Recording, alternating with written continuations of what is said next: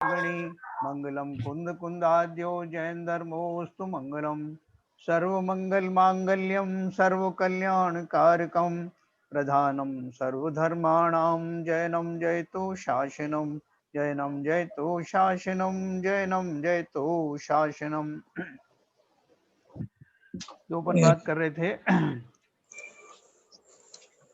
कल हमारी जो बातचीत चल रही थी उससे आगे की बात चलेगी। तो किसी को कुछ और प्रश्न है कोई उस संबंधी कल संबंधी तो वो बता सकता है।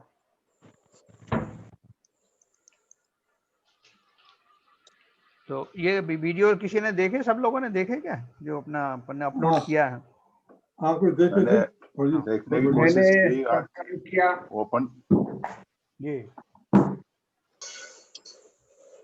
हाँ देखा था, अच्छा आ रहा है, ठीक आ रहा है ना? जी जी। बढ़िया बढ़िया। मैंने तो एक ही देखा है, दूसरा देखा ही नहीं। हाँ तो एक झलक इसमें देखी आपने? इसमें मैंने डेट तो नहीं मालूम पड़ रही। मैं थोड़ा करके 2-3 देख लिए, थोड़े थोड़े। जैन साहब इसमें कौन सी डेट का है, वो कहाँ है इसमें? डेट आ रहा है, डेट वाइज है ना, सब में डेट आ रही है। अच्छा, मैंने देख रहा था कोशिश करके, मुझे दिखा नहीं। आपको जो मैसेज पर्सनल मैसेज भी आपने खोला नहीं है बीसी विजन साहब? मैंने खोला, अभी खोला हाँ वही तो ना, मैसेज कम से कम आपके जो पर्सनल आते हैं ना उन्हें जरूर देखना चाहिए, क्योंकि वो बाकी सब में देख पाए या ना देख पाए, वहाँ कुछ अर्जेंट मैसेज हो तो कैसे पहुँचाएं। सही बात। चलिए आगे बात करेंगे अपन। ये हमने मैं व्हाट्सएप से भी दूर होता जा रहा हूँ धीरे धीरे। नहीं मगर दूर तो फिर कम्युनिकेशन कैसे रहेगा बताओ, हर चीज में हर बार तो फोन नहीं कर सकते ना, कहीं का आप किसी वो ठीक है, वो सब सीमाएं हैं, देखते हैं क्या करना है। हाँ ठीक, अननोइंगली हो जाता है ना, कभी अननोइंगली नहीं, अभी रुचि नहीं रही व्हाट्सएप को देखने के बावजूद। नहीं व्हाट्सएप में आप कम से कम अपना ग्रुप तो देखो ना, आपका बाकी मत देखो। आपके ग्रुप में किसी ने कोई मैसेज दिया है पर्सनल तो वो देखना चाहिए ना आपको, नहीं कैसे मैसेज दे बताओ। आज के जमाने में फोन तो आदमी ये सोचता है पता नहीं किस स्थिति में है। ऐसा नहीं है, कभी ना कभी देख ही लेते हैं, ऐसी बात नहीं कभी ना कभी नहीं, अगर कोई अर्जेंट भेजेगा तो वो तुरंत देखने के लिए ही होता है।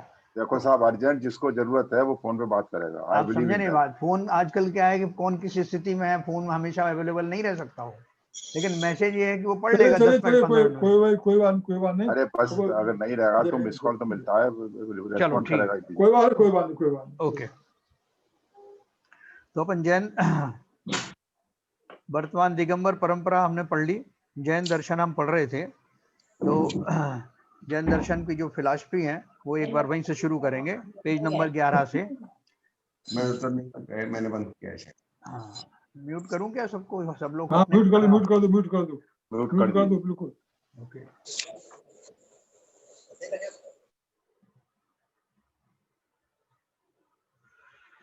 जिसके द्वारा देखा जावे अर्थात जीवन व जीवन विकास का ज्ञान प्राप्त किया जावे उसे फिलॉसफी या दर्शन कहते हैं। अपन ने कल पढ़ा था, युक्ति पूर्वक तत्व ज्ञान को प्राप्त करने के प्रयत्न को ही दर्शन कहते हैं। दर्शन में आत्मा, परलोक, विश्व, ईश्वर आदि गूढ़ विषयों को समझने का प्रयत्न किया जाता है। ठीक है ना, ये सब हम पढ़ चुके हैं। फिर हमने जैन धर्म की विशेषताएं पढ़ी थी, जिसमें सोनी जी ने एक प्रश्न भी उठाया था कि इसमें वो परमात्मा शब्द नहीं आया था, ये उन्होंने पूछा था। ईश्वर सृष्टि का कर्ता हर्ता नहीं, ये सब लोग जानते हैं, जैन जितने भी यहाँ लोग इकट्ठे हैं कम से कम वो तो सब जानते ही हैं कि जैन धर्म ईश्वर की सत्ता को तो स्वीकार करता है, पेज 12 पर दिया है, मगर अन्य धर्मों की भांति ईश्वर को इस सृष्टि का बनाने वाला, पालने वाला और नाश करने वाला नहीं मानता है। जो आत्मा मोक्ष प्राप्त करके लोक के शिखर पर विराजमान होकर अनंत सुख भोग रही हैं वे ही जैन धर्म के अनुसार ईश्वर, भगवान, सिद्ध आदि नामों से जाने जाते हैं। ये किसी भी कार्य के कर्ता या हर्ता नहीं है, अपितु मात्र ज्ञाता व दृष्टा है। इनका अब इस संसार में किसी भी कार्य से किसी प्रकार का संबंध नहीं रहा है। वे कृतकृत्य हैं, अर्थात कोई भी कार्य इनके करने हेतु बाकी नहीं रहा है। वे किसी का भी हित या अहित नहीं करते हैं। इस प्रकार वे सृष्टि के कर्ता, पालक या हर्ता नहीं हो सकते। जैन धर्म यह भी नहीं मानता कि किसी दुष्ट व्यक्ति को दंडित करने तथा सज्जन व्यक्ति की रक्षा करने वाली कोई शक्ति यानी ईश्वर होता है। जैसे बता कल अपन बात कर रहे थे ना, कुछ दर्शन में बताते हैं कि आप मेरी शरण में जाओ तो आपको आपके कष्ट दूर कर देंगे। तो इन्होंने लिखा है कि ऐसा जैन धर्म के अनुसार कुछ होता नहीं, सब व्यक्ति को अपने हिसाब से जो फल मिलना है वो मिलता ही है। जैन धर्म के अनुसार प्रत्येक जीव स्वयं के द्वारा किए गए कर्मों के अनुसार ही विभिन्न योनियां धारण करता है और सुख दुख उठाता है। ऐसी कोई अन्य शक्ति नहीं है जो उसे सुख या दुख दे सके, है ना। एक बार क्या हुआ, ये कोटा में एक वो आए हुए थे, एक ज्योतिषी, वो सामने बुलाते थे, वो बुलाते ही आपको बहुत सारे जो उत्तर वो स्वयं बता देते, आपका नाम ये है, आपके पिताजी का नाम ये है, आपका फला ये है, सब बता देते थे। तो लोगों को बड़ा विश्वास होता था और उसके बाद में वो आपकी जो भविष्य के बारे में बताते थे। भूतकाल तो सब बता ही देते हैं, वो भविष्य के बारे में बताते थे। आज से करीब 40 साल पहले की बात होगी, 30-40 साल पहले। और वो जो बताने वाले, बात करने वाले होते थे, वो जो सब, वो तो यंग लोग होते थे। फिर वो आपको बताते थे कि आपकी जन्म पत्री में ये दोष हैं और आपका पूरा बताते थे, आपकी जब तक जीवन है तब तक क्या क्या घटित होने वाला है। जिनकी शादी नहीं, उनकी शादी कब होगी, कितने बच्चे होंगे और फिर उनको क्या क्या मिलने वाला है, जीवन सब कुछ बताते थे वो। फिर लास्ट में कुछ दोष भी बताते थे उसमें पत्री में, और बोलते थे कि ये दोष के निवारण के लिए हमारे गुरुजी हैं, 90 साल की उनकी उम्र है और वो साउथ में कहीं रहते हैं और वो वहां से मंत्र पढ़ेंगे, जाप देंगे, क्योंकि आप तो जन्म दे नहीं सकते इतनी जाप में, वो आपके बिहाफ पे जाप देंगे और आपके ये दोष दूर हो जाएंगे। समझे बात। तो बहुत सारे जो समझदार लोग थे वो समझ गए। अच्छा, उसका वो पैसा ही बताते चार्ज, तो वो गुरुजी जाप देंगे, उसका इतना इतना पैसा लगेगा।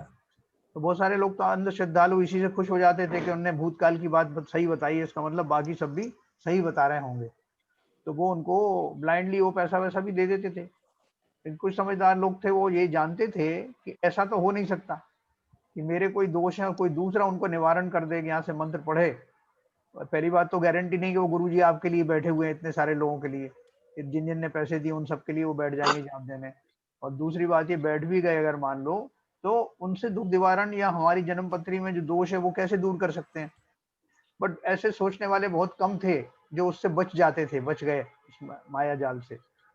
तो ऐसे ही आज भी बहुत सारे लोग हैं, ये दूसरे दर्शन में भी आज ये बात कहते हैं कि फलां के जप करने से या आपका जो है तांत्रिक विद्या करने से या कुछ करने से आपका भला हो जाएगा। तो जैन दर्शन इन चीजों को कतई नहीं मानता। जैसा ये बताया कि सिद्धांत के हिसाब से जीव को जो कुछ भी मिलता है आपके पुण्य पाप से ही मिलता है। यहाँ तक कि अगर कोई मंत्र क्रियाएं भी हैं, कोई तांत्रिक क्रियाएं भी हैं जो कि हैं, तो उनका भी जो फल मिलता है वो आपके कर्मों के अनुसार ही मिलता है। जब कोई, अगर कोई आपके ऊपर कोई विद्या जो है फेंकेगा, कुछ करेगा, उसमें भी आपका अगर पाप का उदय होगा तो ही वो मंत्र आपके ऊपर असर करेंगे, वो उसमें निमित्त बन सकता है। लेकिन अगर आपका पुण्य का उदय है तो कोई आपका बाल वांका नहीं कर सकता, कितनी जोर से मंत्र पढ़ ले, कितनी हजारों मंत्र पढ़ ले, कुछ होने वाला नहीं। कुल मिला के सिद्धांत तो वही है कि आपको अपने किए का, अपने कर्मों का ही फल नहीं मिलता साहब, है। अगर आप हम लोग निमित्त को मानते हैं ना, जी, तो अगर हम ये कहें कि जो ऐसा वो जो साधु महाराज 90 साल के, हाँ, अगर वो मंत्र पढ़ेंगे तो हमारे कर्म ठीक हो जाएंगे, तो हो सकता है वो निमित्त, तो इसलिए हमारे कर्म ठीक हो रहे हैं, वो निमित्त बनेंगे हमारे कर्म को ठीक, हमारे उसको ठीक करने के, हमारे को फल देने के लिए। अच्छा, निमित्त बने तो कर्ता कौन हुआ? वो हाँ निमित्त बने ना, निमित्त के हाँ, साथ में कर्ता भी होना चाहिए ना। निमित्त और भी होंगे, उनमें से कोई एक करता होगा एक्चुअली। कौन होगा कर्ता, वो तो बताओ, क्लियर कट बताओ। कोई ऐसा मतलब कोई इंसिडेंट लेना पड़ेगा ना जिसमें कि ऐसा है, तो कोई भी इंसिडेंट ले लीजिए, जब निमित्त आप बात कर रहे हैं तो कोई ना कोई कर्ता होगा, उपादान शक्ति जिसमें है।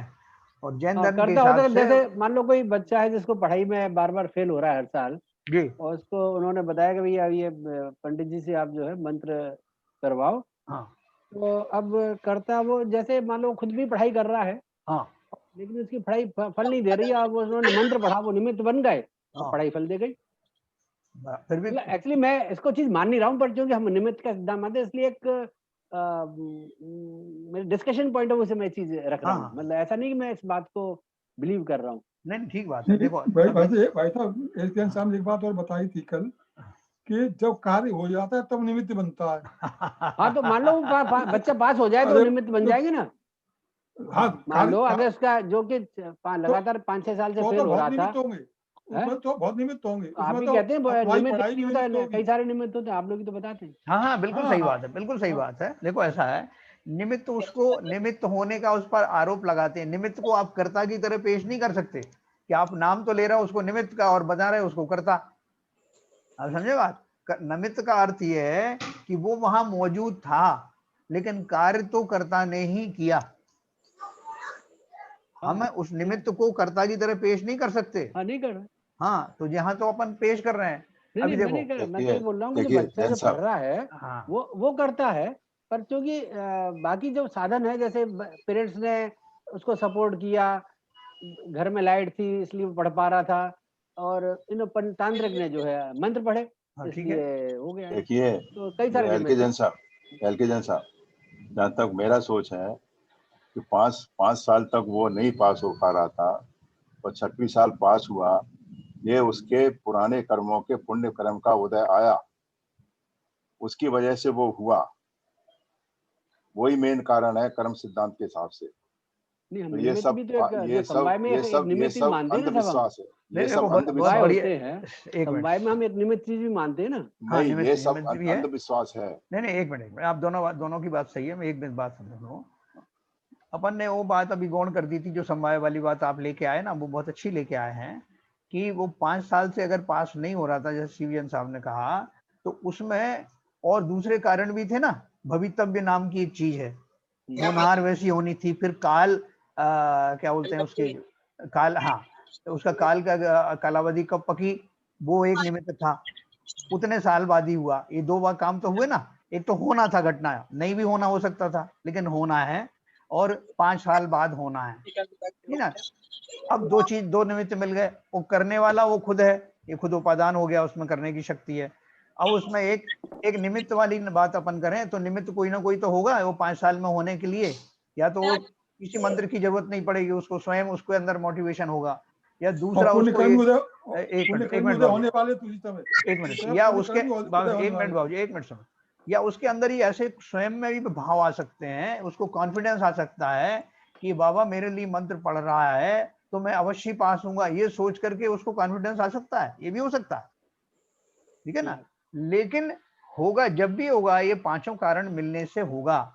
और 5 कारण मिलने में जो भवितव्य है, वो भवितव्य जो है वो फलित भवितव्य कब होगा, जब उसके कर्म उसको उस डायरेक्शन में ले जाने के लिए सक्षम होंगे, तब वो भवितव्य वाली बात आएगी। और कब होगा, वो घटना भी कर्म के अधीन है। जैसे कोई काम आपका रुका हुआ है, अंतराय कर्म के कारण रुका है, अंतराय कर्म, ज्ञानावरणी कर्मों का क्षयोक्षम, एक मिनट, ज्ञानावरणी कर्म का क्षयोक्षम। हाँ, एक मिनट सुनिए आप। तो अभी जैसे किसी उसको उसका कोई अंतराय कर्म का उदय चल रहा है, अंतराय में क्या होता है कि साहब 5 साल तक आपका ये काम नहीं होगा। बहुत सारे काम अंतराय किसी में भी आ सकते हैं। अब 5 साल बाद, मतलब जब उसका कर्म की स्थिति समाप्त हो गई, 5 साल समाप्त हो गए, तब वो भवितव्य होगा, तब वो घटना घटित होगी, ये अपना बिल्कुल निश्चित है। अब वो घटना जब घटित होगी तो उसमें क्या क्या कंट्रीब्यूटरी फैक्टर होंगे, जिसमें वो 5 समवाय आ जाएंगे। अब 5 समवाय में ये भी हो सकता है कि उसके दिमाग में एक कॉन्फिडेंस बैठ जाएगा कि वो बाबा मेरे नाम का मंत्र पढ़ रहा है, तो पढ़ने से उसके अंदर में कॉन्फिडेंस आया और उसने बहुत जोर शोर से जो है उसकी परीक्षा दी, बिल्कुल बढ़िया ढंग से दी और वो हो गया पास। अब वो चाहे तो उनको श्रेय दे और चाहे तो ये कहे कि भैया बाबा ने क्या किया, मैं ही पढ़ा खूब जोर से, मैं पहले जो नहीं पढ़ रहा था पढ़ लिया। और ये भी कह सकता है कि मैं पहले उतनी अच्छी तरह पढ़ा था, इस बार तो बिल्कुल अच्छे से नहीं पढ़ा, लेकिन फिर भी पास हो गया, ये भी कह सकता है। तो उसका कारण क्या है, काल लब्धि आ गई, काल लब्धि आ गई, और जितना उसने तैयारी की उतनी सफिशिएंट थी, उससे ज्यादा की जरूरत भी नहीं थी। तो, हाँ, जैन धर्म जो अपना ये तांत्रिक की शक्ति या मंत्रों की, इसको मानता है क्या इस तरह से कि नहीं, हम मंत्रों में तो शक्ति है, मंत्रों में तो शक्ति होती है, वाइब्रेशन वगैरह अपन कहते हैं ना, नमोकार मंत्र में शक्ति नहीं है क्या उनके? नहीं, नमोकार नेगेटिव मतलब ही क्यों देखते? वो तो शांति के पथ के लिए है एक्चुअली। हर एक चीज के लिए, लेकिन अगर हम कुछ गृहस्थ जीवन में कुछ चीज हम चाहते हैं हासिल करना, हाँ, संसारी चीजों को, तो उसके लिए जैसे पूजा कर ली या कोई तांत्रिक से ने कुछ पाठ कर दिया, तो ये मानते हैं जैन धर्म के? देखो जैन धर्म में सबसे बड़ी चीज एक बताई है, कोई भी मंत्र हो, कोई तंत्र हो या कुछ भी क्रिया हो, उन सब में आपका पाप और पुण्य ही मुख्य रूप से काम में आता है ना। तो अगर किसी मंत्रों में शक्ति है, इसमें कोई शक की बात नहीं है, और लौकिक चीजों में भी वो मिलती है। लोग अपन बोलते हैं ना, हमें एक संकट आ गया तो हमने नमोकार मंत्र पढ़ा तो संकट दूर हो गया। और मैं खुद ही कहता हूँ कि मैं रशिया गया था और मैं एक जगह फंस गया, वहां पर एयरपोर्ट पे मुझे कोई उठा वहां ले जाने वाला नहीं था, कहाँ मुझे जाना था। मैंने नमोकार मंत्र का पाठ किया और मैं वापस टिकट के लिए अप्लाई कर दिया, रिटर्न के लिए। इस बीच में एक घटना आश्चर्यकारी घटित हुई, ऐसा मैं कहता हूँ। मेरे जैसे और भी सब कहते हैं कि अचानक नमोकार मंत्र पढ़ा और पढ़ते पढ़ते वो मेरे को आवाज लगाई किसी ने कि आपको लेने के लिए लोग आ गए। तो मैं तो नमोकार मंत्र की महत्ता मानूंगा। तो ये एक तो हमारी श्रद्धा है, ठीक है ना, श्रद्धा के कारण ऐसे घटित होता है। और दूसरा ये कि ये सारे पांचों जो लब्ध हैं समवाय जो हैं उस काल में कोइंसाइड हो जाते हैं। जिस काल में मैंने नमोकार मंत्र पढ़ा उस काल में वही मेरी काल लब्धि आने वाली थी, उसके तुरंत बाद, ठीक है, उस पूर्वक ही होना था। और वो सारी घटनाएं जो मेरा अंतराय था वो टल गया, जो वो घटना होनी थी इसलिए हुई। ये सारी होने के साथ साथ वो मंत्रों के द्वारा हमारे मन में एक क्या बोलना चाहिए, कॉन्फिडेंस आता है, वाइब्रेशन आते हैं। जो पॉजिटिव वाइब्रेशन और एनर्जी का काम क्या है, जो करता है उस कर्ता के अंदर ही उस तरह की जो है उसको केमिकल चेंजेस होते हैं जिसके कारण कि वो कर पाता है। कॉन्फिडेंस बढ़ता है। हाँ, वो सारा कॉन्फिडेंस आपका निमित्त में आ जाएगा कि वो एक निमित्त हुआ। निमित्त किस कारण से हुआ, उसका सब निमित्त हुआ, और सब निमित्त के और भी निमित्त हो सकते हैं, लेकिन हमेशा कर्ता वही रहेगा जो कर सकता है। मंत्र दूसरे के द्वारा किए जाना, अगर हमने ये मान लिया कि दूसरे के मंत्र से ये हुआ तो फिर वही हो गया ना कि एक द्रव्य दूसरे द्रव्य का कुछ भी भला बुरा कर सकता है। कोई भी मेरा कुछ भी कर सकता है। कोई मुझे संसार में जीने नहीं देना चाहता तो मेरे सारा संसार में त्राही त्राही मची रहेगी। मैं बोलूंगा कि मैं इनको नहीं रहने दूंगा, आप बोलोगे इनको मैं नहीं रहने दूंगा, तो सारा कत्लेआम मच जाएगा, है ना। मोदी जी के पीछे इतने लोग लगे हैं, जो बड़े बड़े पुरुषों के लिए लोग लगे रहते हैं, लेकिन जिसकी आयु अगर है तो कोई बाल बांका नहीं कर सकता। कितने आप मंत्र पढ़ लो, आप क्या समझ रहे हो कोई उनके नहीं किसी तांत्रिकों को पीछा छुड़ाया होगा किसी ने, कि तांत्रिकों को इस्तेमाल नहीं किया होगा। तो तांत्रिक भी लगे होंगे, मांत्रिक भी लगे होंगे, वो सारे लोग गैंग लगी होगी। वो तो एक क्षण भी जिंदा नहीं रहते। वही क्या, कोई भी जिसको भी आप नहीं चाहते हो, बिल्कुल बिल्कुल सही कह रहे हो, बिल्कुल सही कह रहे हो। लेकिन वो सब उसके बाद भी कोई कामयाब नहीं होता ना। इसका कारण क्या है? जैसे गुरुजी बैठ करके वो साउथ में हमारा जाप दे रहे हैं, ऐसे कितने गुरुजी बैठे होंगे वो नहीं चाहते कि ये रहें। इससे सिद्ध होता है कि जब तक काल लब्धि ना आए, जब तक वो अमुक अमुक जो निमित्त ना हो उत्पन्न, तब तक कोई भी उसमें हेर फार नहीं कर सकता। और सबसे बड़ा है मेरा खुद का अपना आयुष, मेरी अपनी आयु, मेरे अपने कर्म, मेरा अपना पाप, मेरा अपने पुण्य। बहुत सिंपल धर्म है। एक साहब ऐसा है कि बीजाक्षरों में जो है शक्ति जो है इतनी नहीं होती है जितनी की मतलब उसमें होती है, क्या नाम, बीजाक्षर में होती है और मंत्रों में नहीं होती। मंत्र बीजाक्षर से ही बनते हैं। हाँ बोलिए। एक्चुअल बात ये है कि वो जीव जिसका कार्य हुआ है वो किसको श्रेय दे रहा है। मेन चीज ये है कि हम लोग जो है कभी कभी हमारी श्रद्धा बदल जाती है तुरंत। अभी वो पंडित जी तो वहां मंत्र पढ़ रहे थे जी, और मैं पास हो गया तो मैंने कहा पंडित जी कुछ नहीं है, ये तो मैंने अपनी मेहनत से मैं पास हुआ हूँ। ये भी कह सकता है वो जी। हाँ, कर और ये भी कह सकता है मैंने तो कुछ नहीं पढ़ा, केवल मंत्रों से ही मैं पास हुआ हूँ। तो ये जो चीज है, ये चीज जो भाई साहब बता रहे हैं, हमारे जैन धर्म के हिसाब से प्रत्येक कार्य कर्म के हिसाब से होता है। और मंत्र के वाइब्रेशन भी आपके तभी काम करेंगे जब उस समय आपके पुण्य कर्म उदय में आ जाएंगे। हाँ देखो, एक बात बाबूजी ने बात याद दिलाई मुझे, एक सेकंड में। शुभम चक्रवर्ती करके हुए हैं हमारे यहाँ, और प्रसिद्ध घटना है। शुभम चक्रवर्ती नाम के चक्रवर्ती हुए, जिनका एक अपना जो रसोईया था उनके दरबार में। आपको मालूम चक्रवर्ती के 365 जो है दिन में 365 ही रसोइये होते हैं। हर दिन नया रसोईया रहता है, हर दिन के लिए नई रसोई बनाई जाती है, ठीक है। अभी एक रसोइये ने वो जो अच्छा नहीं बनाया तो उन्होंने उसको प्रताड़ित किया, अपमानित किया। तो वो जो था उसको इतना अपमान लगा और उसकी मृत्यु हो गई। तो मर करके वो एक राक्षस हुआ। राक्षस होने के बाद में उसने ठान लिया कि मुझे इस राजा को किसी भी तरह से मारना है, चक्रवर्ती को, और ऐसी तरीके से मारें कि इसका चक्र भी मेरे ऊपर कुछ असर ना कर पाए। तो उन्होंने क्या किया, जब वो बड़ा हुआ, बहुत बड़ा लंबा काल होता है चक्रवर्ती की आयु का, इस बीच में उसका जन्म भी हो गया, पुनर्जन्म राक्षस बन के आया, और वो उसने अपना वेश बदल करके विक्रिया रिद्धि से उसने एक माली का या किसी का ऐसा रूप रखा, और रोज नया एक फल लेकर के उनके दरबार में आता था, और राजा वो फल देखता था, अनुपम फल, ऐसा देखा ही नहीं उसने, उसको खाता था, इतना स्वादिष्ट लगता था वो, तो वो करते करते रोज नया फल लेके आता था। तो करते करते राजा को उसके ऊपर कॉन्फिडेंस भी हो गया और थोड़ा उससे मोह भी हो गया। उसने कहा तुम कहाँ से लाते हो ये फल? उनका राजा, अगर आप ये जानना चाहते हो कि फल कहाँ से लाते हैं, आपको पूरा पेड़ दिखा दूंगा मैं। तो बोले अच्छा कहाँ मिलेगा पेड़? तो उसने बोला कि आप कल जो है सुबह सुबह अकेले यहाँ आ जाना नदी के किनारे, और मैं आपको ये दिखा दूंगा, लेकिन आना अकेले, बिल्कुल कोई शस्त्र भी लेके नहीं आना। तो वैसे ही आए तो उसने एक नाव खड़ी थी, उस राक्षस ने, अब उसमें उनको बिठाला, उसी रूप में जो माली के रूप में जो आता था, वो बैठ गए। अब क्या हुआ कि उसको नाव को चलाया उसने, और बीच धार में जब लेके गया तब उसने असली रूप अपना दिखाया, और तलवार उठा करके उनको मारने के लिए पूरा उसने बताया कि तुमने मेरे साथ क्या क्या किया था, और अब मैं तुम्हें छोड़ने वाला नहीं। अब वो चक्रवर्ती राजा भय से कांपने लगा। पहले तो उसने क्या किया, चक्र याद किया, चक्र याद करते ही आता है, 1000 देव उसकी रक्षा करते हैं। चक्र याद करते में चक्र नहीं आया, क्यों? क्योंकि उसका पुण्य क्षीण हो गया था, इतना ही पुण्य था, ठीक है। अब वो बड़ा परेशान हो गया, तो उसने क्या किया कि नमोकार मंत्र जोर जोर से पढ़ना शुरू किया। जो वो नमोकार मंत्र के प्रभाव से, अब अपन प्रभाव की अगर बात करेंगे तो वो उस प्रभाव के कारण वो उनको नहीं मार सका, ऐसा कहने में आएगा, लेकिन वास्तव में क्या था कि अभी उनका आयुष्य बाकी था, है ना, उनका अभी आयुष्य बाकी था। तो वो उसने बोला, और उसमें नमोकार मंत्र एक निमित्त आ गया कि वो नमोकार मंत्र पढ़ रहे थे, इसलिए वो उसको नहीं मार सका। वास्तविक उसकी क्या कारण था कि अभी उनका आयुष्य बाकी था। अब उसने जो है राक्षस ने देखा कि ये मैं इनको मारने की कोशिश कर रहा हूं, लेकिन मेरे शस्त्र काम नहीं दे रहे हैं, क्या कारण है? तो उसको भी लगा कि ये जो नमोकार मंत्र पढ़ रहे हैं इसकी वजह से मैं इनको मार नहीं पा रहा हूँ।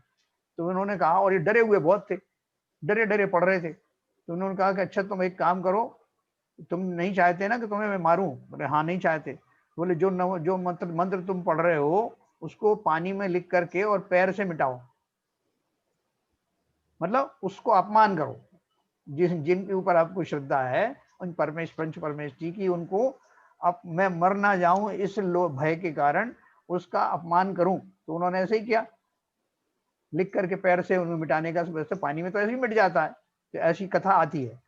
तो जैसे ही उन्होंने वो किया, वो समझ गया अब इनके मंत्र का प्रभाव नहीं होने वाला, और उसने तलवार चलाई और राजा मर गया। ठीक है, अब इस घटना को लेकर के लोग क्या कहेंगे? कुछ लोग तो कहेंगे नमोकार मंत्र के वजह से बचा हुआ था, तो नमोकार मंत्र जो है बाद में क्यों नहीं बचा पाया? बोले आपने अपमान कर दिया इसलिए नहीं बचा पाया, है ना। अपन उसको इस ढंग से पेश कर सकते हैं, और आप दूसरे ढंग से उसको बोल सकते हो कर्म थ्योरी के हिसाब से, कि जितने देर तक उसका आयुष्य बचा हुआ था वो उतनी देर में उसका जो पढ़ना था वो एक निमित्त बना। हाँ, वो टाइम पास करना था उसको, उतना टाइम पास करना था, लेकिन घटना होनी थी, कर्म का, हाँ पुण्य घटना होनी थी, और उसी के द्वारा होना था। हाँ, पुण्य क्षीण होना था, पूरा जो रह गया था वो भी जाना था, थोड़ा बहुत रह गया था पुण्य कर्म, वो भी खत्म होना था। तो उसको उधर टाइम था, वो पुण्य कर्म से बचा हुआ था, और उतना ही टाइम लेना था उनको। तो ये सब जब बातें चीजें हुई, बहन जी थोड़ा कुछ बताएं आप भी इस बारे में, तो इससे पुष्टि हो जाए लोगों को अपने इसके कर्म सिद्धांत के बारे में। अनम्यूट करिए, अनम्यूट कर दो। हाँ हो गया ना, अच्छे से तो क्लियर कर दिया आपने। ठीक है सर, आगे चलें। ओके जैन सर, एक थोड़ा मैं इसमें बोलना चाहता हूँ कुछ। जी बोलिए। मेरा कहना ये है कि जब भी ऐसी कभी परिस्थिति ऐसी आती है और हम कभी परेशानी में होते हैं, जिसमें हाल ही बीमारी, बहुत सारी तरह की परेशानी आती है, और कभी कभी इतने परेशान हो जाते हैं कि उसको हमको कोई आंसर नहीं दिखता जी। तो उस टाइम में केवल एक ही चीज मैं कहना चाहता हूँ कि हमारे पास में बहुत सारे लोग ऐसे आते हैं, और ये जो आप बात कर रहे हैं ना मंत्र पढ़ने की, ऐसी सलाहें देते हैं, और अपना श्रद्धान कम होता है। तो श्रद्धान कम होने से क्या होता है कि वो चीज तो हमारी जो खराब होनी है, अच्छी होनी है, हो जाती है, लेकिन अपना श्रद्धान कम होने से हमारा पैसे का नुकसान हो जाता है, और बाद में इतना उस पर अपने को वो क्रोध आता है कि देखो हमारा श्रद्धान इतना अच्छा है मंदिर भगवान कर्म के ऊपर, और वहां हमने अपने पैसे दे दिए, और हमको जो आदमी जाना था या आदमी का कुछ नुकसान होना वो तो हो गया। तो मेरा कहना यह है कि अपना जो श्रद्धान है वो कम नहीं करना चाहिए, अपने को ये इस बात पे एकदम दृढ़ रहना चाहिए कि अपना जो कर्म है वो आए हुए हैं, और अपना जो मंदिर में जाप करना है या वो करना आप करो, लेकिन ऐसी व्यवस्था लेना कि मंदिर कोई आपके व्याप पर पूजा कर रहा है, 50,000 ले रहा है, 1 लाख ले रहा है, उससे बिल्कुल बचना चाहिए। बिल्कुल सही, ठीक है सर। और मंत्र में शक्ति है, ऐसा नहीं कह रहा हूँ कि मंत्र में शक्ति नहीं है। आप पूर्ण कंसंट्रेशन, जैसे अपन ने अभी धर्म ध्यान के बारे में पढ़ा था, उसमें मंत्र ध्यान वगैरह पढ़ा था, है ना। सबसे पहला अपन ने धर्म ध्यान मंत्र ध्यान वगैरह पढ़ा था। एक सेकंड, तो उसका अर्थ ये कि वो आपका कंसंट्रेशन करने में सहायक होते हैं। उनसे जो पॉजिटिव एनर्जी, मंदिर में बैठ करके आप जो है कोई जाप देते हो, तो कोई सिद्धि करते हो, तो वो बहुत जल्दी होती है। तो वो क्षेत्र की भी अपने जो है वाइब्रेशंस होते हैं, वहां बैठ करके आप ध्यान करो, वो उपाय आ जाते हैं बहुत सारे दिमाग में स्वयं को कि मुझे ये करना चाहिए। तो वो क्षेत्र का प्रभाव, मंत्र का प्रभाव पड़ता तो अवश्य है, लेकिन करने वाला कौन होता है? करने वाला वही द्रव्य होता है, वही जीव होता है जो करता, जिसे बनाया गया है, जो करता है, दूसरा नहीं करता किसी भी स्थिति में। तो शैलन जी ने भी सही कहा। हाँ कुछ बोल रहे हैं? हाँ बोलो। हाँ, मैं ये कह रहा था जी कि ये जो भाई साहब कह रहे हैं सही कह रहे हैं हाँ कि मंत्रों का प्रभाव होता है, लेकिन एक बात बता दूं आपको, मंत्रों से जो वाइब्रेशंस होते हैं उसके हमारे भाव शुद्ध होते हैं, और भाव शुद्ध होने से कर्म की प्रकृतियां बदलती हैं। हाँ, हम यहाँ पर कर्म थ्योरी को नहीं बदलेंगे, कर्म थ्योरी हमारी मंत्र है, मंत्र हमारे उन कार्यों को करते हैं, होता है उनसे। उसका तरीका क्या है? तरीका ये है कि मंत्रों से हमारे भाव शुद्ध होते हैं, शुद्ध होकर के वर्णाएं बनती हैं, उससे हमारी कर्म प्रकृतियां बदलती हैं। जो कर्म प्रकृतियां हम जिस कर्म की वजह से हमारे ऊपर आपत्ति आई थी, वो कर्म प्रकृति बदल करके पुण्य प्रकृति में आ जाती है, और पुण्य प्रकृति हमको उदय में आते ही, और ये हमारी सब क्रियाएं हमारी सफलीभूत हो जाती हैं। बराबर। इस सिद्धांत को हमें मानना पड़ेगा। चलिए आगे चलते हैं। मंत्र जो हमें कर्म को बदलते हैं। मंत्र के द्वारा कंसंट्रेशन होता है ना, कंसंट्रेट करके अपने आप को, जब देखो आगे भी आप जब ध्यान करेंगे, दूसरे ध्यान करेंगे, शुक्ल ध्यान वगैरह करेंगे, जब धर्म ध्यान में भी मंत्र की कितनी वो बताई कि उसके द्वारा आपका सिस्टमेटिक जो सोच होने लगती है, आपका सब कुछ सिंक्रोनाइज हो जाता है। इसलिए ठीक है, तो आगे चलते हैं। जैन धर्म के अनुसार जीव अजीव द्रव्य का कर्म प्रकृति अनुसार एक देश संयोग ही जगत का कर्ता हरता, ये अपन ने कल पढ़ा था। इनके द्वारा संसार अनादिकाल से रचा हुआ है, इन्हें किसी ने बनाया नहीं है, और ये संसार में स्वतंत्र हैं। यही संसार की सबसे बड़ी ताकतें हैं जो संसार में कार्य कर रही हैं। मतलब कर्म सिद्धांत, इनके अलावा अन्य कोई शक्ति नहीं है। जीव अजीव द्रव्यों का यह खेल अनादिकाल से चला आ रहा है और अनंत काल तक चलता रहेगा। अब कर्म सिद्धांत क्या है? जैन धर्म का यह महत्वपूर्ण सिद्धांत है। संसारी जीव अनादिकाल से कर्मों से संयुक्त है और इन कर्मों के कारण जन्म मरण के चक्र में फंसा हुआ है। जब पूर्व में बंधे कर्म उदय में आते हैं तो जीव उनके फल को समता पूर्वक नहीं सहता है और उसके परिणाम राग द्वेष रूप होते हैं, है ना, जिससे नए कर्म बनते हैं। कर्मों के बंधने से गतियों में जन्म लेता है और जन्म लेने पर शरीर मिलते हैं। शरीर में इंद्रियां होती हैं जो अपने विषयों को ग्रहण करती हैं। विषयों के ग्रहण करने से इष्ट विषयों में राग और अनिष्ट विषयों में द्वेष उत्पन्न होते हैं और फिर रागी द्वेषी परिणामों से फिर नए कर्म बनते हैं और इस प्रकार कर्म बंधने का यह चक्र चलता ही रहता है। यह चक्र अनादिकाल से चला आ रहा है और अनंत काल तक चलता रहेगा। यदि जीव ऐसे सार्थक प्रयास करके आत्मा के साथ बंधे कर्मों का सर्वथा नाश कर देता है, सार्थक प्रयास करके आत्मा के साथ बंधे कर्मों का सर्वथा नाश या अभाव कर देता है, तो उसे शुद्ध अवस्था प्राप्त हो सकती है, जिसे मोक्ष कहा जाता है। जीव द्वारा मोक्ष प्राप्त करना जैन दर्शन का सर्वोच्च लक्ष्य है। जीव द्वारा मन वचन काय से की गई क्रियाओं से प्रभावित होकर कुछ पुद्गल वर्गणा जीव के प्रदेशों में प्रवेश करती हैं। यह बात केवल जैन दर्शन में ही है, अन्य दर्शनों में नहीं। अन्य दर्शनों में इस प्रकार से नहीं बताया ना, आश्रमवादी कैसे जो 7 तत्व हैं वो ऐसे नहीं बताए। जैन धर्म कर्म सिद्धांत पर ही टिका हुआ है। जैन धर्म प्रत्येक जीव के कर्मों को ही उसका विधाता मानता है। जब तक ये कर्म जीव के साथ लगे हुए हैं, वह जीव संसार में विभिन्न योनियों में भ्रमण करता रहता है और सुख दुख उठाता है। अन्य धर्मों में भी कर्मों की प्रधानता को माना गया है। तुलसीदास जी ने भी इसी सिद्धांत को स्वीकारा है। कर्म प्रधान विश्व करी राखा, जो जस करहि सुतस फल चाखा। रामचरितमानस की चौपाई है। अंग्रेजी में भी कहावत है, as we sow we reap. जैसा हम बोएंगे वैसा ही काटेंगे।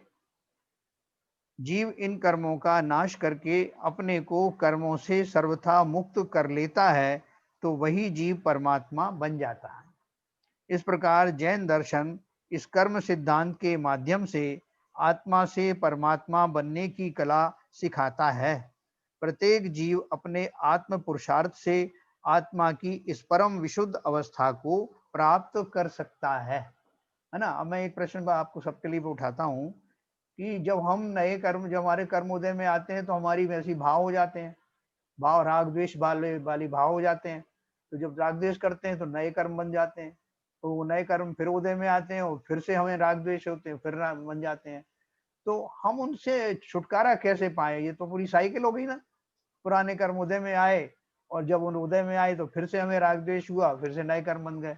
तो ये साइकिल से अपन कैसे छुटकारा पाए? रितु जी जरा बताएं, आपने तो काफी पढ़ाई की है। रितु जी हैं? नहीं है? चलो कौन बताएंगे ये? ऐसे समय में समता भाव धारण करना चाहिए। हाँ, समता भाव तो धारण करना चाहिए। उससे क्या होगा? जरा मतलब बस सोनी जी जरा उनसे आपने कुछ विचलित नहीं, मेरा मतलब ये है उनसे विचलित होने की जरूरत नहीं है उस परिस्थिति से। बराबर, एक मिनट।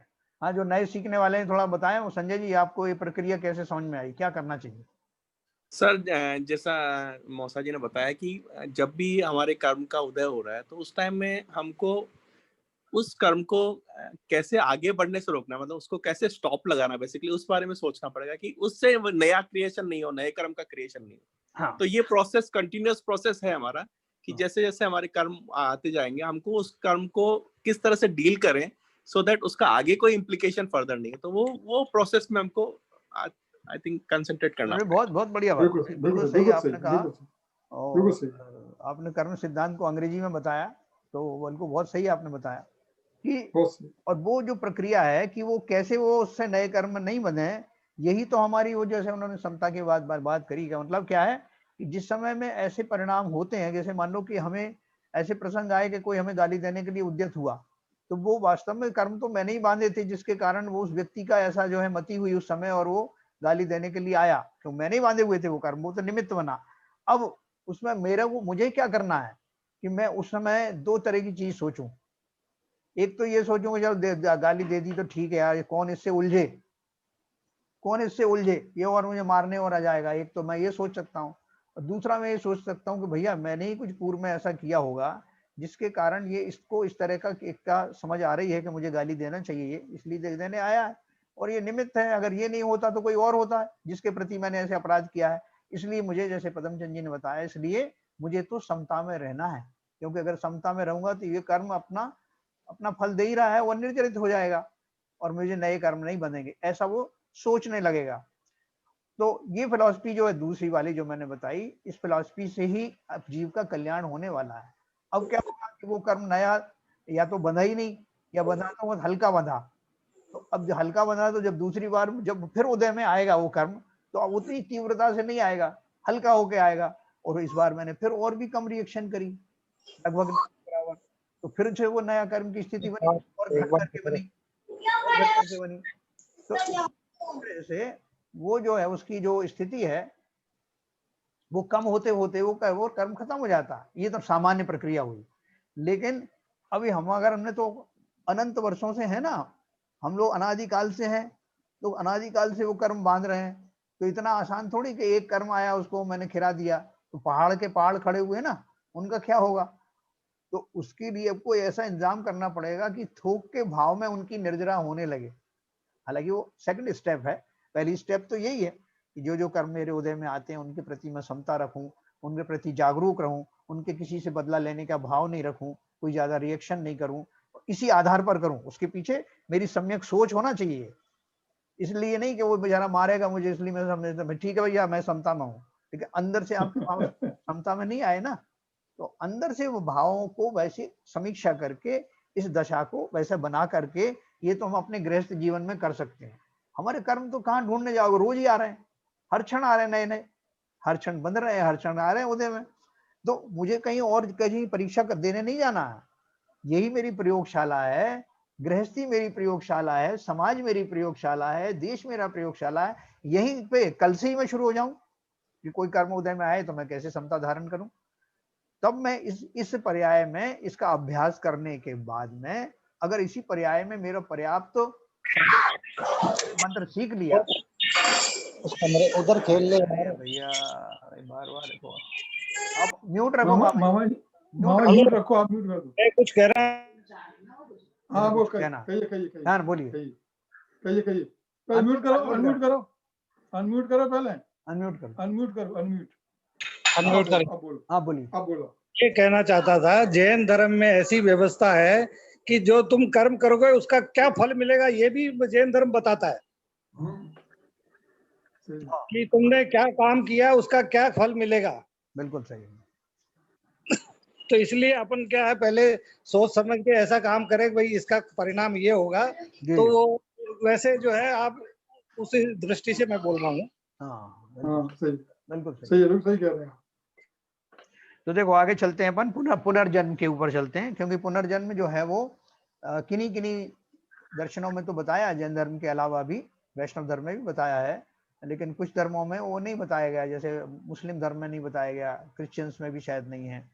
तो पुनर्जन्म देखिए, जैन धर्म पुनर्जन्म में विश्वास करता है। जैन धर्म के अनुसार जब तक जीव कर्मों से मुक्त नहीं हो जाता है, अर्थात मोक्ष प्राप्त नहीं कर लेता है, तब तक उसका पुनः पुनः जन्म विभिन्न योनियों में होता रहता है। मोक्ष पद प्राप्त करने के पश्चात उस जीव का पुनः जन्म नहीं होता है। आज के वैज्ञानिक युग में पुनर्जन्म के समाचार यदा कदा प्रकाशित होते रहते हैं। कुछ बच्चे अपने पूर्व जन्म के माता पिता, पत्नी, गांव, मित्र आदि के नाम बता देते हैं और संबंधित ग्राम में जाकर उन्हें पहचान भी लेते हैं। इससे यह स्पष्ट होता है कि पुनर्जन्म होता है। यह आवश्यक नहीं है कि मनुष्य मरकर मनुष्य गति में ही जन्म ले, वह अपने कर्मों के अनुसार किसी भी गति में जन्म ले सकता है। फिर मोक्ष मार्ग किसे कहते हैं? जैन धर्म यह भी सिखलाता है कि पुनः पुनः जन्म से मुक्ति कैसे प्राप्त हो, यानी बार बार जन्म ना हो। इस हेतु जैन आगम में एक सिद्धांत प्रतिपादित है, सम्यक दर्शन ज्ञान चारित्राणी मोक्ष मार्ग। इसके अनुसार सम्यक रूप से दर्शन, ज्ञान व चारित्र के होने से ही जीव को मुक्ति मिल सकती है। सम्यक रूप से मतलब सम्यक दर्शन का अर्थ क्या हुआ कि उसका श्रद्धान सही हो, उसका ज्ञान सही हो और उसका चारित्र जो है सम्यक हो। ये तीनों एक साथ होंगे, जब भी होंगे तभी जीव को मुक्ति मिलेगी, और यही मोक्ष का एकमात्र मार्ग है। दूसरे धर्मों में क्या लिया है? हिंदू धर्म में भक्ति मार्ग, ज्ञान मार्ग और कर्म मार्ग अलग अलग मोक्ष के मार्ग हैं। आप इससे भी जा सकते हो, उससे भी जा सकते हो, इसमें से किसी से भी जा सकते हो, ठीक है। मगर जैन धर्म में सम्यक दर्शन ज्ञान चारित्र की एक रूपता ही एकमात्र मोक्ष का मार्ग है। किसी को खाली दर्शन हो गया, उसका जो सम्यक दर्शन हो गया, उस अकेले से मोक्ष नहीं चला जाएगा, है ना। उसका सम्यक दर्शन भी हो और सम्यक दर्शन होते ही उसका जो ज्ञान है वो भी सम्यक ज्ञान हो ही जाएगा, लेकिन चारित्र में थोड़ा उसमें बीच में गैप पड़ता है। जरूरी नहीं आपको सम्यक दर्शन हो गया तो हमें चारित्र भी तुरंत हो गया, लेकिन होगा जरूर। बोलते हैं कि जिस तरह से किसी पेड़ को उखाड़ करके फेंक देंगे तो वो काफी दिन तक हरा भरा बना रहता है ना। जड़ से जब निकल गया लेकिन अभी भी हरा भरा बना हुआ है, तो उसको समय लगेगा उसको उसका हरे भरापन समाप्त होने, क्योंकि जड़ से तो टूट ही गया। इसी तरह से अगर हमारी मान्यता सही हो गई, सम्यक दर्शन हमें हो गया, ज्ञान हमारा सम्यक हो गया, तो उस व्यक्ति का चारित्र भी शनै शनै जा करके एक दिन वो भी सम्यक हो जाने वाला है। चारित्र में थोड़ा समय लगता है लेकिन होता है। जिसे सम्यक दर्शन हो गया वो चारित्र धारण किए बिना रहेगा नहीं, भले ही देर से अबेर से हो। तो ये एक बात हो गई। मगर जैन धर्म में सम्यक दर्शन ज्ञान चारित्र की एक रूपता ही एकमात्र मोक्ष का मार्ग है। अब अहिंसा जैन धर्म का आधार स्तंभ है। जैन धर्म में प्राणी मात्र के कल्याण की भावना निहित है। जैन धर्म में मनुष्य, पशु, पक्षी, कीड़े मकोड़ों के अलावा पृथ्वी, जल, अग्नि, वायु और वनस्पति को भी जीव माना गया है। जैन धर्म के अनुसार इन जीवों को न मारना अहिंसा है। किसी का दिल दुखाना तथा अपने अंदर राग द्वेष जनित विकारी भावों की उत्पत्ति को भी हिंसा माना गया है ना। अपने अंदर को बहुत सूक्ष्म बात है। जीवों का मारना प्रत्यक्ष में, उनके शरीरों का विदारण आदि करना, वो तो मोटी मोटी हिंसा सबके समझ में आती है, लेकिन वास्तव में तो जैन धर्म बोलता है कि जिस क्षण आपके मन में, आपके आत्मा के अंदर, अंतर मन में किसी के प्रति राग या द्वेष का जरा भी प्रादुर्भाव हुआ, उसी क्षण से हिंसा प्रारंभ हो। किसी को सताने का ही भाव आएगा, अब देखो मैं उनको क्या मजा चखाता हूं, उन्होंने मेरे लिए ऐसा ऐसा सोचा, उसी क्षण से आपकी हिंसा चालू हो गई। अभी तो बदले का प्लान भी नहीं बनाया, बदला लेने शुरुआत भी नहीं की, लेकिन जैसे ही आपके अंदर में विकारी भाव आए, विकारी परिणाम हुए, हिंसा का प्रारंभ शुरू हो गया, प्रारंभ हो गया।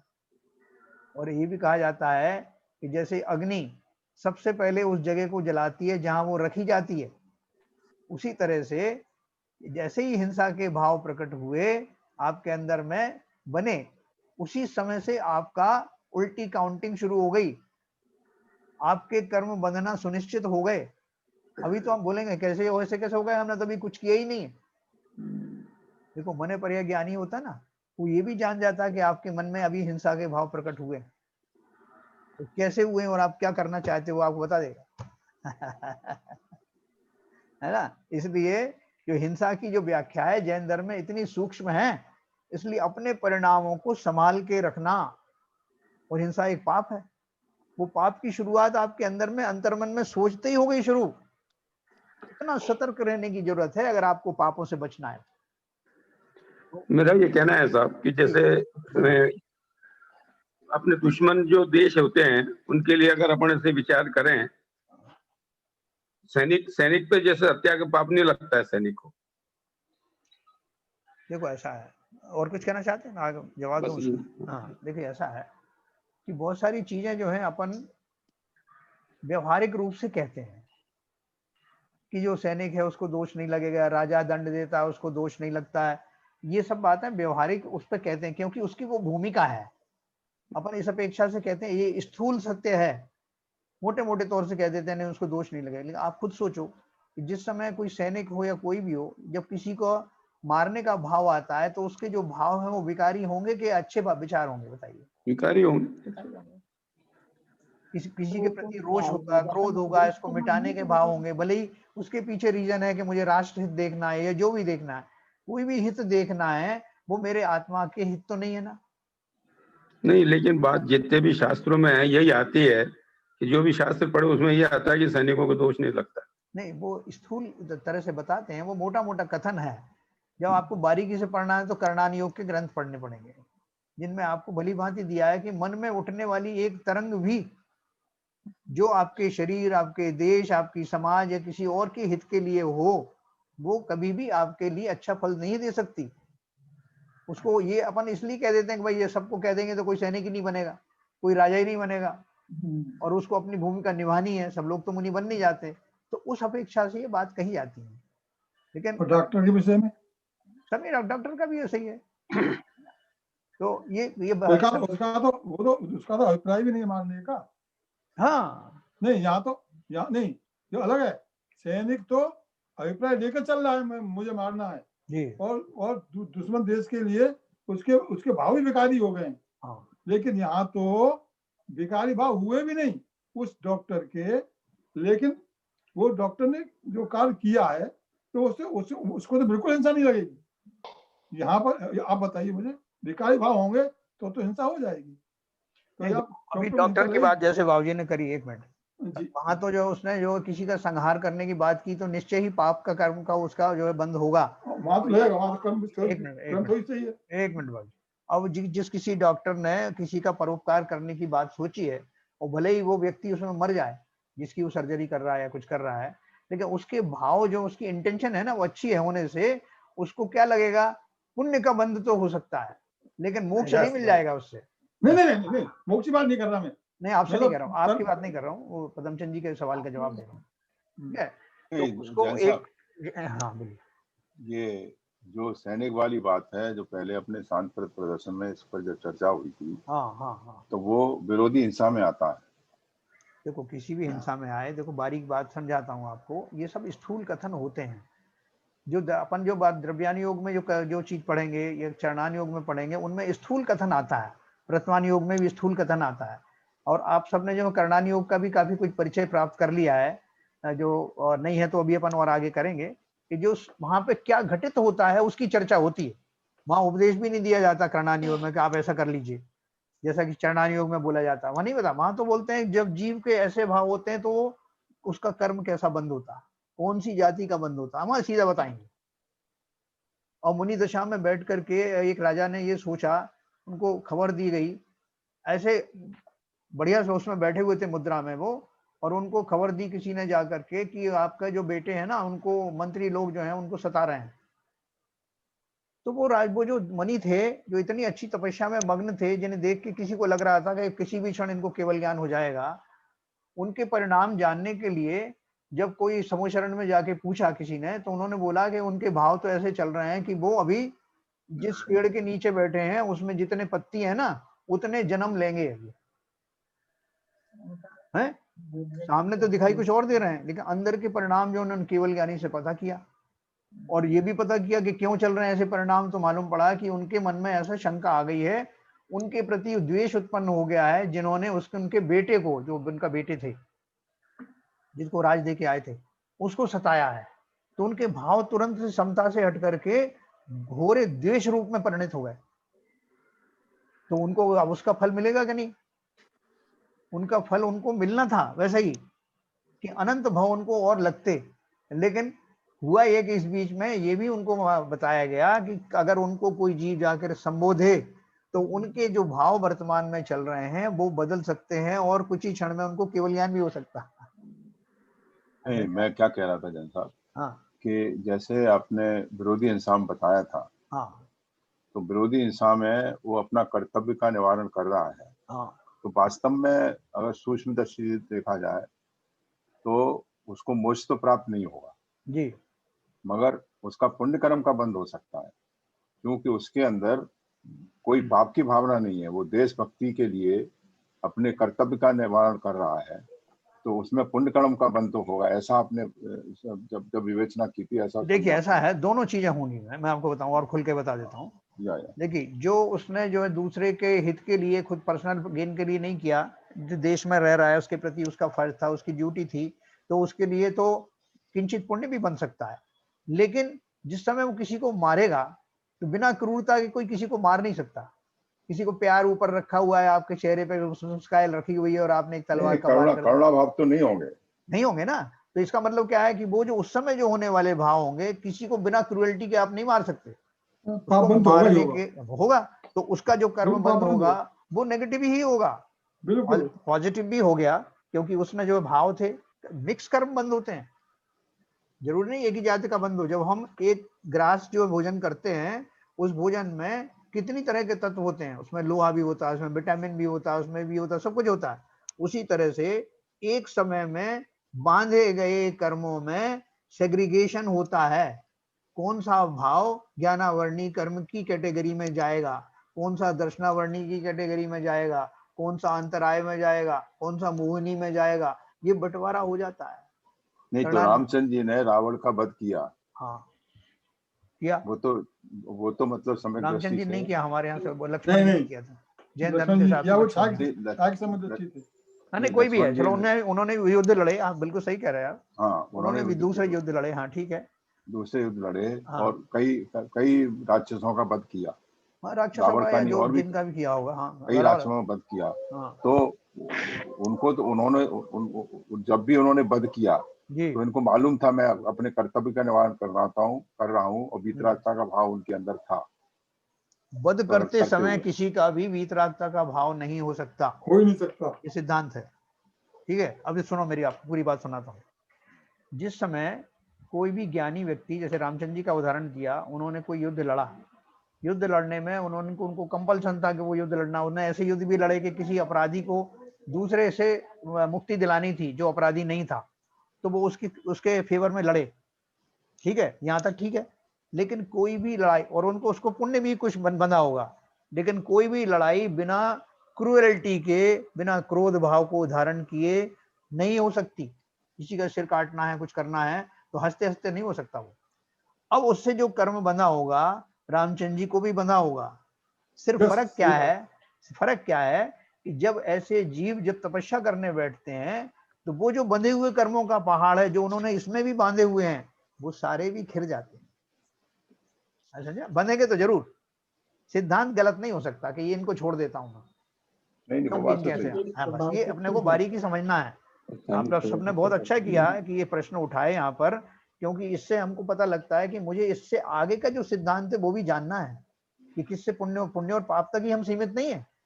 हमको तो पुण्य और पाप दोनों ही भेदों से मुक्त होना है, दोनों का बैलेंस ही बनाना है। सर एक बात और बताऊं मैं इसमें कि जैसे मुनि महाराज हैं, मुनि महाराज चल रहे हैं और 2.5 हाथ देख करके चल रहे हैं, उन्होंने पैर उठा के रखा और अकस्मात कोई जीव उसमें पैरों के नीचे आ गया और वो जीव की हिंसा हो गई। आप कहोगे कि जीव की हिंसा हुई तो वो उनको कर्म बंद होना चाहिए, वहां नहीं होगा, वहां नहीं होगा, क्योंकि वहां प्रमाद जो है, प्रमत्व और अप्रमत्व की वाली बात आ जाती है। जब आप मुनिराज के भाव शुद्ध है।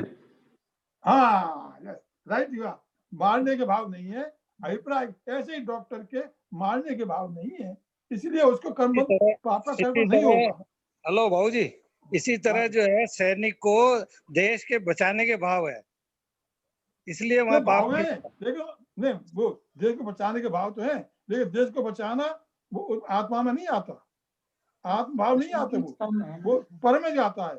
इसलिए आत्मा भाव के लिए, आत्म कल्याण के लिए, अपने स्वयं की आत्मा के लिए वो भाव जो आएंगे, जैसे डॉक्टर को जो है पुण्य का किंचित बंध हुआ ना, कि उसने जीव उनको बचाना था इसलिए पुण्य बंद हुआ, उसी तरह से आप कह सकते हो कि उसने अपनी ड्यूटी का निर्वाह किया इसलिए थोड़ा पुण्य भी उसका बन जाएगा। लेकिन जो मारने के लिए जब जाएगा तो उसके भाव बदलेंगे ना। किसी को जब मारोगे तो मारने के समय भाव में तो क्रूरता आएगी ही आएगी ना, तो उसका हिसाब भी उसको अलग से देना पड़ेगा, उसके कर्म जो है नहीं बनेंगे, ऐसा है, ठीक है ना। तो इस तरह से ये बैलेंस है, तो ये हमको बहुत अच्छे से समझना पड़ेगा। देखो अब एक बाबूजी ने जो बात कही, एक सेकंड शिवजन साहब, बाबूजी ने जो बात कही उसको मैं थोड़ा सा और एक फिनिशिंग टच दूंगा। जैसे उन्होंने बोला ना कि कोई मुनि है, वो उन्होंने ईर्या समिति का पालन करते हुए जा रहे हैं। ईर्या समिति का पालन मैं अंडरलाइन करूंगा, इसका अर्थ क्या है कि उनके न केवल उनके भाव समता वाले ही चल रहे थे, बल्कि पूरा प्रमाद से भी रहित थे, पूरी जागरूकता के साथ चल रहे थे। अगर वो प्रमादी होते, मन में भले ही समता रखी कि मैं किसी को नहीं मारूंगा, लेकिन कोई अगर अपने आप आ जाए तो मर जाने दूं, इसका ध्यान नहीं रखते तो कर्म बंद जरूर होगा, बंद होता है ना। लेकिन प्रमाद नहीं है, ईर्या समिति पूरी जो है सुरक्षा के साथ चल रहे हैं, उनको पूरा कोई आ ना जाए इस बात का एहसास है, तो कर्म बंद नहीं है। ये उसमें एडिशनल पॉइंट है। हाँ बोलिए शिवजन सर। मैं ये कह रहा था कि जब कोई सैनिक किसी दूसरे प्रतिद्वंदी को मार रहा है जी, और एक एग्जाम्पल है, एक आदमी अपने द्वेष भाव से किसी के दुश्मनी निकालने के लिए मार रहा है, तो जब तो अगला पक्ष है वो तो उसको आइडेंटिफाइड है, मगर सैनिक जब मार रहा है तो उसको नहीं पता है सामने कौन है, उस सामने वाला मतलब एक आइडेंटिफाइड पर्सन नहीं है कि इससे मेरे द्वेष है, वहां तो जो भी सामने आया वो चला गया। तो इसके ऊपर आपका क्या विवेचना है? तीव्रता कम हो जाएगी, बस केवल तीव्रता कम हो जाएगी, वो बंद तो होगा, तीव्रता कम हो जाएगी। देखो अंकल जी मैं कुछ बोलूं? हाँ बोलिए।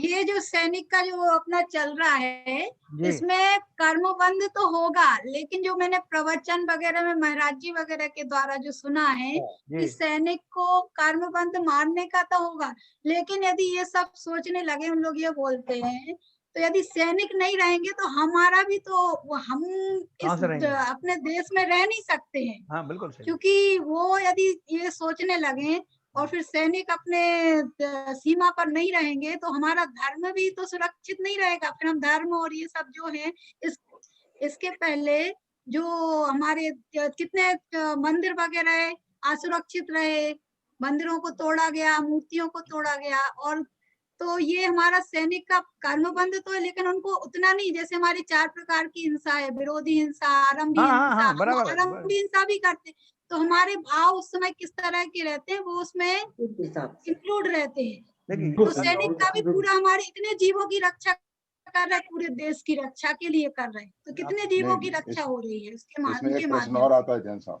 जी, एक प्रश्न और आता है। अहिंसा हमको सिखाती है कि स्वरक्षा नहीं करना भी हिंसा है। अगर हमें अपनी सुरक्षा करनी है और हम सुरक्षा न करें, हमको कोई मारने आ रहा है और उसकी सुरक्षा न करें, तो वो भी एक हिंसा है। नहीं वो तो है ही ना, तो अपने उसमें आता ना अपना जो नहीं, तो इसको किस रूप में लेंगे?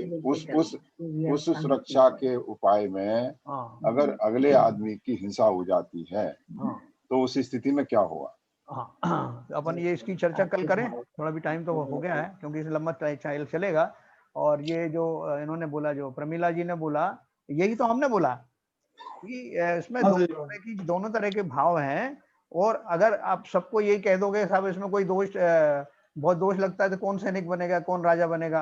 कोई नहीं, वो तो आत्मरक्षा करने के लिए कुछ तो इंतजाम करना पड़ेगा। हाँ, वो करना पड़ेगा, चाहे खुद की इच्छा रक्षा करना है या देश की रक्षा करना है। हाँ, मैं तो दोनों चीजों को अगर तो रक्षा नहीं करेंगे तो वो भी एक हिंसा है। उसमें आया था ना, अपन ने पढ़ा था ना ये सब 4 तरह हाँ, के। अच्छा, ये भी अंकल जी ये भी कहा गया, यदि अपने लिए देश और धर्म 2 चीजें सामने आ जाती हैं, यदि तुम्हें चुनना पड़े तो पहले तुम्हें देश को ही चुनना पड़ेगा, फिर धर्म को चुनना पड़ेगा, क्योंकि यदि देश है तो धर्म है। हाँ, देखो मैं एक बात और आपको कहूंगा, इसके ऊपर कल चिंतन करना। नरक में बहुत सारे जीवों को सम्यक दर्शन हो जाता है, और नरक में उसको सम्यक दर्शन होने से कोई उसको छोड़ता नहीं है कि भैया आप सम्यक दृष्टि हो गए, वहां आपका कुछ नहीं करेंगे। पूरी यथावत मार काट चलती रहती है। अब उसमें वो जो नारकी जिसको सम्यक दर्शन हुआ, वो उसमें किस तरह से पार्टिसिपेट करता है, उसके क्या भाव रहते हैं, वो अपने को बचाता है कि नहीं बचाता है, दूसरों को मारता है कि नहीं मारता। एक तो अपन ये प्रश्न डिस्कस करेंगे। दूसरा जो है ये सवाल अपन ये भी डिस्कस करेंगे जो अभी आज सीबी जैन साहब ने उठाया। ये दोनों प्रश्न अपन डिटेल से उठाएंगे। ये बहुत अच्छा टॉपिक है। अगर ये क्लियर हो गया तो कर्म सिद्धांत क्लियर हो गया। नहीं, इसलिए तो जो चीजें आ रही है दिमाग में, बिल्कुल आप सब लेके आना, पूरी अपन डिस्कस करेंगे। जो चीज दिमाग में आ रही है उठ के ये तो प्रश्न उठा रहे हैं। में भी आया सब सैनिक वाला जो है ना, महाराज ने, सुधा सागर जी ने भी बोला है कि भाई उसको पाप का बंध नहीं होता है, तो देश बचाने का पाप का बंध होता है, ये नहीं कहा, पाप का बंध तो होता है, लेकिन कर्म उसका जो है मतलब पुण्य का बंध भी होता है। देखो अपन गृहस्थी में रहते हैं ना मामा जी, गृहस्थी में रह के अपन धन भी कमाते हैं, अपन बच्चों को भी देखभाल करते हैं, भोजन भी बनाया जाता है, रसोइयां जलती हैं, गैस जलाते हैं, इतने सारे काम करते हैं अपन। अनछना पानी भी कई बार प्रयोग में करते हैं, अनछना भी करते हैं। तो इन सब में भी अपने कर्म तो बंद होते हैं ना, लेकिन अपने को जीवन निर्वाह के लिए आवश्यक है, करते हैं, है ना। लेकिन करते हैं, इससे वो कर्म नहीं बंद नहीं हो जाएंगे। वो क्या करे बेचारा, ये तो गृहस्थ है इसलिए कर्म ना बंधेंगे। कर्म सिद्धांत अपनी जगह काम करेगा और हमें अपनी आजीविका जैसे जीनी हम करते रहेंगे। बंद तो होगा, लेकिन क्या है कि उससे ज्यादा जो है वो देश बचाने का भाव है, इसलिए वो कर्म कहते हैं। वो मतलब मामा जी बोल रहे हैं पाप कम लगेगा उसको। पाप कम लगेगा फिर कम करने के लिए कौन बोला? आशीष जी बोल रहे हैं क्या? जी हाँ, आशीष जी बोल रहे हैं। कम करवा देंगे कल। स्तुति करो साहब। नहीं जैन साहब, इसको थोड़ा इसके ऊपर अपन बहुत विस्तार से करेंगे, विवेचन जरूर करें और इसके क्लियर होना चाहिए। कल पूरी ताकत से करेंगे, सब लोग पार्टिसिपेट करेंगे। क्यों कंट्राडिक्शन हो रहा है इसमें? नहीं बिल्कुल क्लियर करेंगे। चलिए पढ़िए। अरे कंट्राडिक्शन आपको नहीं है, हमें समझना है। हम तो क्या कहते हैं, अज्ञानी लोग हैं अभी। नहीं ठीक है। जिनवाणी स्तुति में पढ़ूं आज? हाँ बिल्कुल। अरे बहुत बढ़िया, वेरी गुड। जिनवाणी माता दर्शन की बलिहारियां, सरस्वती माता दर्शन की अभी कर रहे थे ना हारियां, प्रथम देव अरहंत मनाऊं, गणधर जी न ध्याऊं। प्रथम देव अरहंत मनाऊं, गणधर जी न ध्याऊं। कुंद कुंद आचार्य हमारे उनको शीश नवाऊं ये जिनवाणी माता दर्शन की बलिहारियां। 4,84 माई घोर महा दुख पायो। 4,84 माई पटक पटक दुख पायो। ऐसी महिमा सुनकर माता शरण तिहारी आयो ये जिनवाणी माता दर्शन की बलिहारियां। जो जियता गो शरणो लीनो अष्ट कर्म क्षय कीनो। जो जियतारो शरणो लीनो अष्ट कर्म क्षय कीनो। जामन मरण मेट कर माता मोक्ष महापद दीनो ये जिनवाणी माता दर्शन की बलिहारियां। ठाड़े श्रावक गरज करत है हे जिनवाणी माता। ठाड़े श्रावक गरज करत है हे जिनवाणी माता। द्वादशांग 14 पूरब की कर दो हमको ज्ञाता ये जिनवाणी माता दर्शन की बलिहारियां। सरस्वती माता दर्शन की बलिहारियां। हे जिनवाणी भारती तोय जपू दिन रे। वाणी के ज्ञान ते सूझे लोकालो। ताव पाणी सदा दे तुम दो। हमारी माता की दया धर्म पालो सदा यही मोक्ष का पंथ। 9 बार नमोकार मंत्र।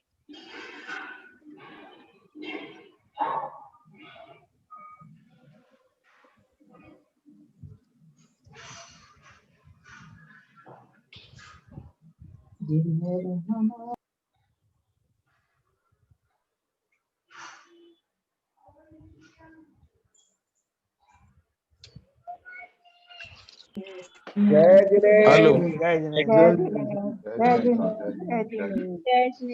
कल अपन चर्चा करेंगे सारी। तो दोनों तरह जय के लोग जिनेन्द्र सभी को जय जिनेन्द्र। दोनों तैयारी करके आएंगे, प्रश्न पूछने वाले भी और उसका समाधान देने वाले, दोनों पक्ष लेकिन सर इंटरेक्टिव मत रखिए इसको प्लीज। मैंने कुछ कहा तो आपने फौरन उसको before I finish my sentence, इतनी हमें धैर्य होना चाहिए कि उसको आप अगले बंदे को वो सेंटेंस फिनिश करने दीजिए। ठीक बात, ध्यान रखिए। जय जय हिंद सबको। जय जिनेन्द्र।